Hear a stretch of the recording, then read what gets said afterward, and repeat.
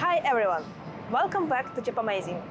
Today we are going to talk about trains in Japan, an essential part of daily life here and something Japan is famous for worldwide. Using the Tokyo Metro or buying a Shinkansen ticket can feel a bit challenging at first, especially for newcomers. So I decided to make this video to cover the most important things and make using trains in Japan much easier. When I first came to Japan, I spent almost twice as time as I needed on a simple trip, so I know how confusing it can be. Timecodes are in the description if you want to jump to a specific topic, or you can watch the whole video to get the full picture. And if you find this video useful, please don't forget to like it and subscribe to the channel. Okay, let's get started. In Japan, trains are the most popular form of public transportation, far more common than buses, taxis, or even cars. They're reliable, safe, affordable, and incredibly convenient. You don't have to worry about traffic, parking, or fuel. You can just relax, and since the train system covers nearly the entire country, you can get anywhere quickly. Trains here are part of everyday life for people of all backgrounds. And when I say all, I really mean it. Even though the system may look complicated at first, it's actually very efficient once you understand how it works. In Japan, there are several types of trains, and they are mainly divided by distance, speed, and what they're used for. First up is the Shinkansen, also known as a bullet train. It's used for long-distance travel between major cities across Japan. Here you can see a map showing the different Shinkansen lines that operate across the country today. The Shinkansen is really fast, with operating speed of up to 320 km per hour. For example, you can travel from Tokyo to Kyoto in about 2.5 hours. It's also very comfortable and extremely reliable.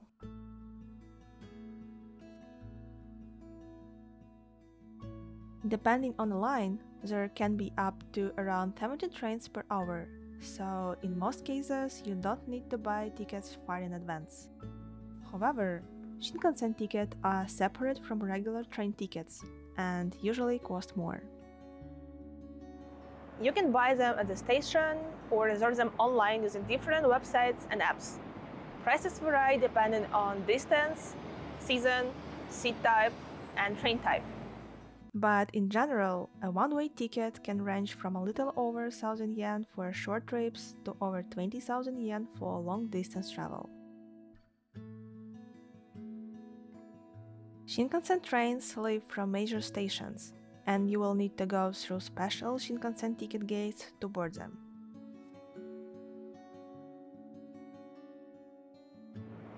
Next, let's talk about regular trains used for everyday travel in Japan.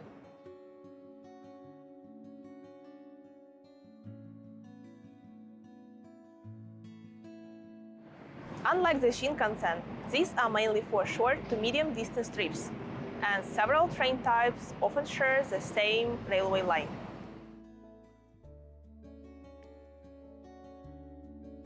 Local trains are great for short trips, or when you need to get off at a smaller station where other train types don't stop. To use a local train, all you need is a regular ticket or an IC card. We'll talk about that later. And there is no extra fee.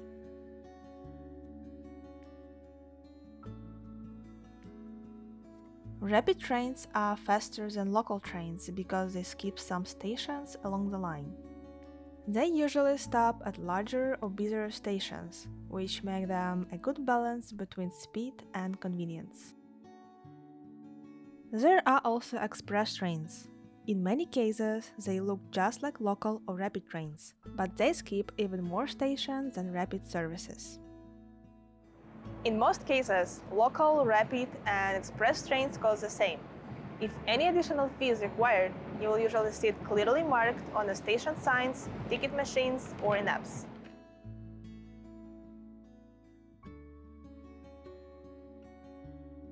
Limited express trains are even faster than express trains and stop only at major stations.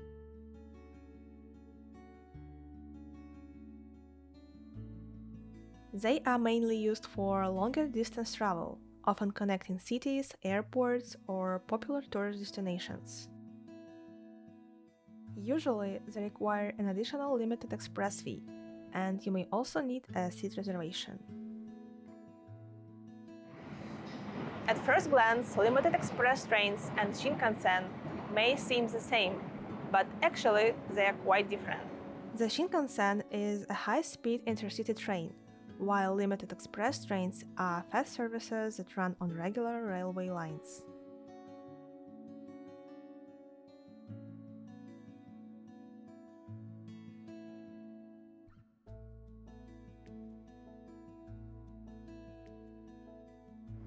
Trams in Japan are not very common.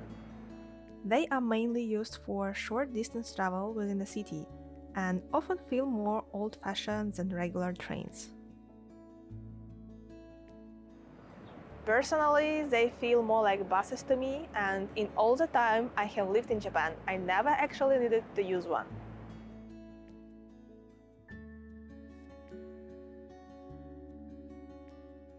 Monorails are usually used to connect airports, tourist areas, or places where building regular rail lines is difficult. They are another form of public transport designed to support the main train system on popular roads. They run on elevated tracks, offer great views, and are just as punctual and reliable as other train systems in Japan. Depending on where you're going, you might switch between different train types along the way to suit your needs.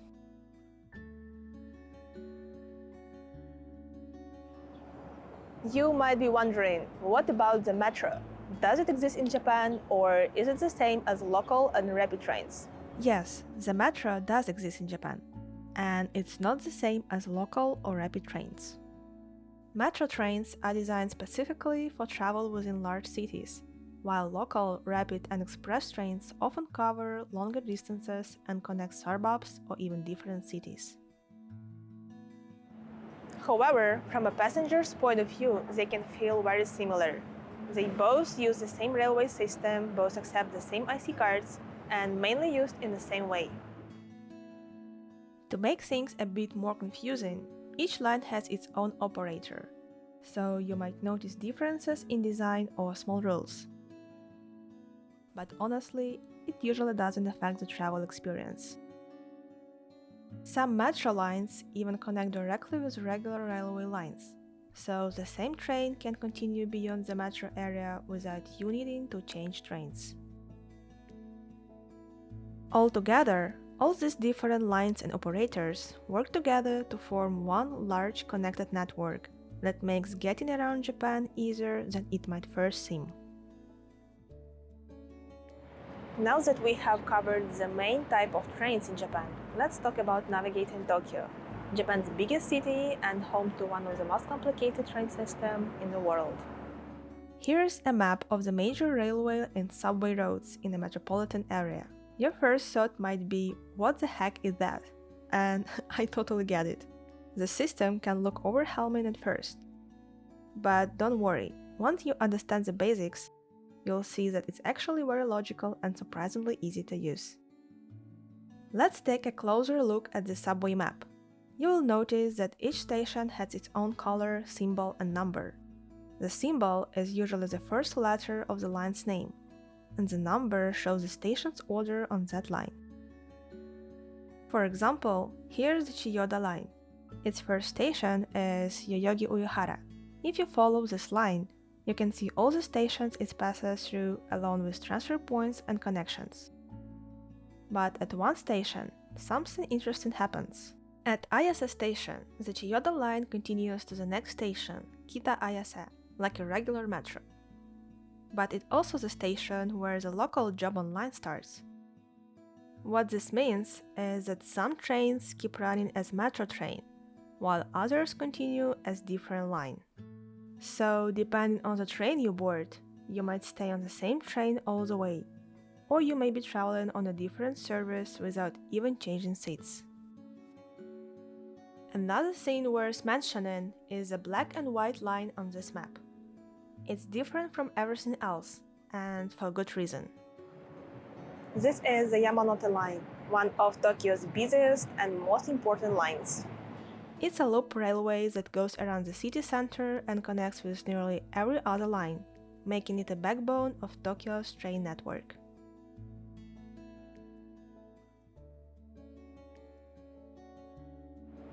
The great thing about all of those maps and symbols is that you don't actually have to remember every detail if you have a smartphone.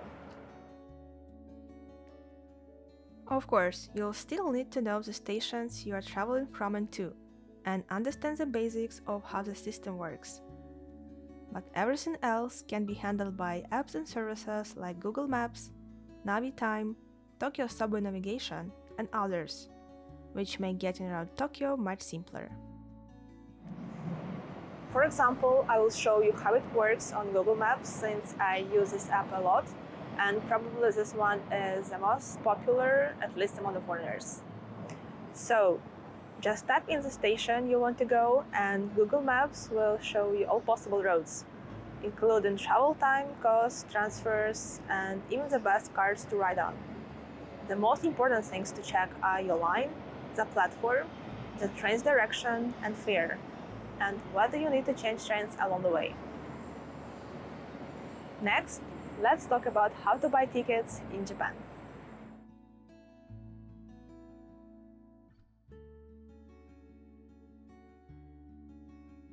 Fares are based on the distance you travel. The farther you go, the more you pay. For express, limited express, and Shinkansen trains, tickets can be bought at the station or reserved online. For local and rapid trains, metro, trams, and monorails, there's no need to book tickets in advance. You can simply buy a paper ticket from a station machine or use an IC card. To buy a paper ticket, you need to know your destination and use a ticket machine at the station. This can feel confusing at first. Some stations have several machines, and finding your destination on the map or the machine can be tricky. I see many foreigners struggling with this all the time. But don't worry, if you run into any problems, station staff are always happy to help, even if you don't speak Japanese. Another, much easier option is to use an IC card, which I strongly recommend. You can get one at the machine or even on your smartphone, load it with money and then simply tap in and out at the gates. The system automatically deducts the correct fare and shows you remaining balance. IC cards are not just for trains. You can also use them to pay in shops, vending machines, some restaurants, and more, which is really convenient.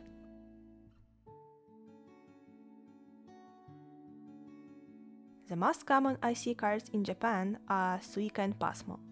Both work the same way, the only difference is the company that issues them. There are also various passes that can help you save money if you plan to travel a lot. Once you are inside the station and know which line you need, the next step is to find a platform and wait for the train. Stations in Japan are full of clear signs, so you usually just need to look for your line name or color and follow the arrows. Most of the important signs are also written in English. Another important thing to talk about is train manners. They are a big part of daily life in Japan, so paying attention to them really helps everyone feel comfortable. I won't cover every single rule here. There are a lot of small details and I'm still learning, but these are the most important ones to know. At stations, follow the signs, try not to block passageways, and on escalators, stand on one side so others can walk past. When you're waiting for the train, line up in the designated areas. You will usually see markings on the floor. And when the train arrives, don't rush in. let people get off first. Inside the train, take your backpack off and hold it in front of you, or place it on the luggage rack. Keep your voice down and don't talk on the phone. You should put it on a silent mode before boarding. Eating is usually okay only on long-distance trains like the Shinkansen. On city trains, it's better to avoid it. Also, try not to take up more than one seat, and be mindful of priority seats. These are meant for elderly passengers, pregnant women, or anyone who might need them. If you see someone wearing a priority badge, or someone who looks like they need a seat, offering yours is always appreciated. So, to sum everything up, Japan's train system might look complicated at first, but once you learn the basics, it's actually much easier to use. Even if your first experience feels stressful, after a few trips it will start to feel completely normal. I hope this video was helpful. Thanks for watching and see you next time.